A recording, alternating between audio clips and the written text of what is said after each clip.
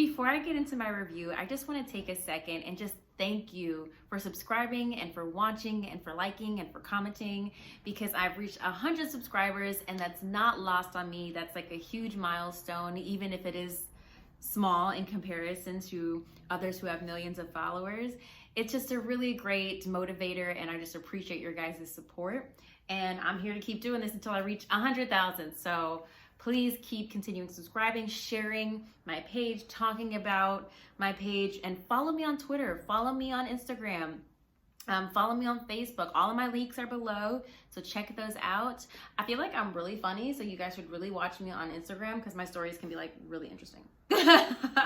Thank you again, and I just am really grateful and appreciative.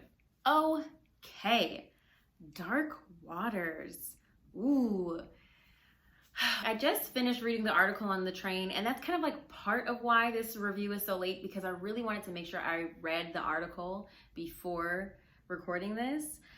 And man, honestly, the article is just like the movie. It's pretty close to it. Okay, so it was directed by Todd Phillips, starring Anne Hathaway and Mark Ruffalo. There are a few other people in there too, but you know, those were the two headliners.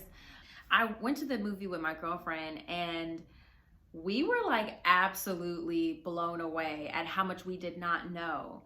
And I was really surprised because at the time, I guess all of this was happening, I was in school. So I was completely oblivious to everything that was happening in the news around this. I was surprised it was just a few years ago that all of this really like came to surface, and I just had no idea. I feel like that's what this movie is. It's like a big exhale. It's like sad and also enlightening, but also like, what now? I'm gonna talk about the movie, but it's not really gonna be spoiling it because it's like real life, based on true story. I know this is supposed to be a movie review, but I'm more interested in discussing the topic than I am about the actual movie. All right, I'm gonna make some points about the movie and then I'm gonna move on to discussing the film. I want to talk about the tone of the movie first. I mean, the tone was so dark. There were like really dark filters over the entire film. Not a single shot was in summer or spring. It was just like winter, cold, fall, the entire movie. Like no shots were in a warm season. And that was done intentionally for obvious reasons. You know, they wanted that to be the feel of the film. Like it was a cold, harsh thing that was happening and that needed to be evident visually. So we're introduced to Robert Billett's character pretty early, you know, and he's just like this young associate who's just been promoted to partner. And, you know, he's like interested in like doing more for the company, growing his career. And then this family friend calls him up talking about, yo, you need to handle my dead cows. I liked seeing that because he was so young and early in his career, there was this cool scene, this juxtaposition of him kind of being in that in-between of like closing for the day, and kind of the partners are going out, but then so are the associates. And so the associates are kind of like, hey, you too good for us now. And he just goes and hangs out with them and just kind of has drinks and relax. It symbolized for me that he was always going to identify with the little man. He was always going to gravitate to those who were below or the underdog. And we see that when he decides to defend Wilbur. I mean, this movie spans the better part of a decade, right? From like mid-90s, I want to say, to mid-2000s. I really like how we got to see the time shifts through hairstyles of his wife, Anne Hathaway, through cars, through computers, all of these things we saw happening. And it wasn't like in your face abrupt. It was really nice and subtle that we got to see these changes of the progression of time, of how long he was working these cases. Other thing I liked, the scene when basically Billett decides like he wants to go after DuPont, and he's having this roundtable discussion with the fellow partners. And Mark Ruffalo's posture and his face, and his whole demeanor in comparison to everyone around him was that of a small man. You could see that he felt small, and everyone is just kind of like around him, like, you know. And it was just such a nice choice. It was just so great of just him wanting to convince his colleagues, like, yo, this is fucked up, we should go for it, and I know I'm not like you guys, but like, we need to do this. A lot of lawyers, I think, tend to be very braggadocious, if you will. They tend to be, you know, very argumentative and just extroverted people, right?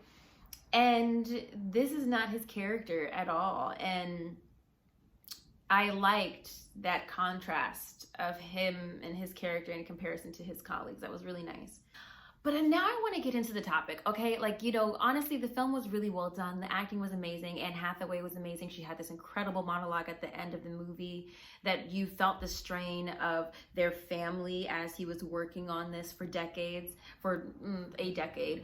And Mark Ruffalo's acting was amazing. The cinematography was amazing. The color was amazing. It was really great. But the topic was even greater. I mean, the topic itself wasn't like an exciting one, but it was a necessary one. I am not an environmentalist, guys. I'm not one of those people who are out here talking about save the earth. And I know everybody's like so into that right now. And everybody's like talking about sustainability and being eco-friendly and being like conscious about all this stuff. Side note, still not feeling paper straws, but that's another topic. This movie is just really relevant for the time period, and it was very eye-opening. And I had no idea that these companies were literally poisoning our earth intentionally, infecting our bodies, and we just don't know. We just don't know. Literally don't know, because they don't have to tell us, and these companies that are supposed to be regulating them are not. And so there's this scene towards the end of the movie where Mark Ruffalo's character, he's outside of Benihana with his family, and he was momentarily celebrating, right? But then he gets a call, and pretty much it just signifies like what he thought was gonna come through didn't, and it just shows that he has to continue fighting. I think this is the scene that he had with his wife, Anne Hathaway, and he was just so frustrated and so full of emotion. And he just said, we protect us. And I was like, God, he's so right. Like, these companies ain't looking out for us. The government sure as hell ain't, because these companies and the government are just in each other's pockets. I just think that we're really at this interesting shift in history where we, the people, need to really stand up and say, this is what we're not accepting.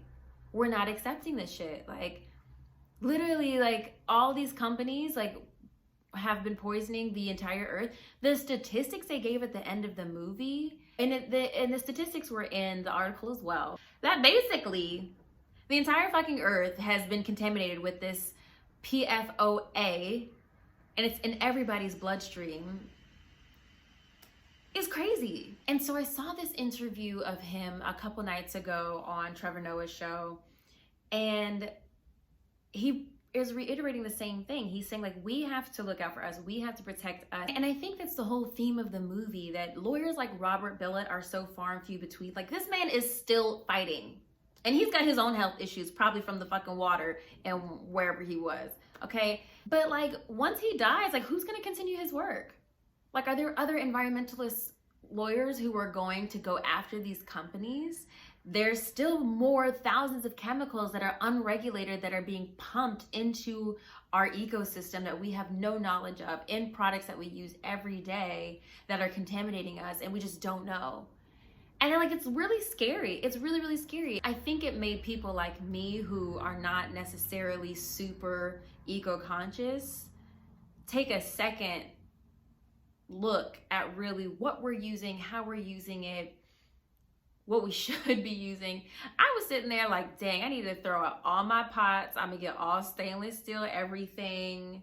I'm not using plastic containers no more to microwave. I need to get me some Pyrex. And even still, I'm like, is the Pyrex coated with shit? Like, what? It just feels discouraging. It feels discouraging because there's no transparency. and what these billion-dollar companies are providing to us. And we think that the things that they're creating are being helpful to us, but actually they're poisoning us and poisoning our earth. And that's why a lot of these presidential candidates are using the platform of, we need to have a plan for the earth. We need to be figuring out what we're gonna do because it ain't looking good. It's much bigger than a company who covered up how it was poisoning its employees in its town. It's much bigger than that. I don't think I'm gonna be out here tomorrow and like, you know, go get recyclable shoes, but maybe I might get there. I just think it was a really eye-opening film, and I think it was done really well. And even though there was a lot of strife that Robert Billet has gone through to achieve what he has done, it seems that it was worth it all. To me, this is an absolutely must-see. And I'm not gonna front y'all, if y'all don't watch any movie of 2019, y'all need to watch this movie. It really like pulled the curtain back, like all the way back. And read that article, I'm putting the link below. Not gonna lie, it was really long. But even if you don't read the article, the movie was pretty close to the article. Like I'm not lying, like it was almost identical. Do one or the other, but inform yourself. Know what's going on, ask questions, read your labels on things, and don't just be like accepting shit from companies just because they said, oh, it's fine, you'll be good. Like, no, like, know for yourself. Check out this video, that video, or go ahead and subscribe. Thanks for watching, guys. Bye.